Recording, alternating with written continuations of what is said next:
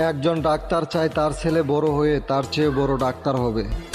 একজন police officer চায় তার ছেলে বড় হয়ে তার চেয়ে বড় অফিসার হবে।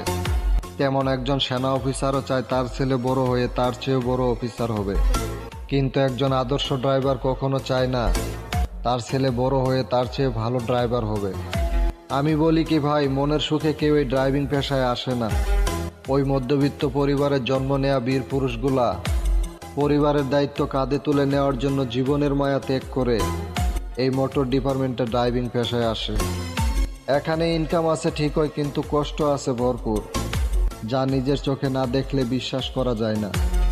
আমি আমার লাইফে এমনও মর্মান্তিক দুর্ঘটনা দেখেছি যে কোনো এক ড্রাইভার রোড অ্যাক্সিডেন্ট করে তার হাত পা কেটে পড়ে গেছে।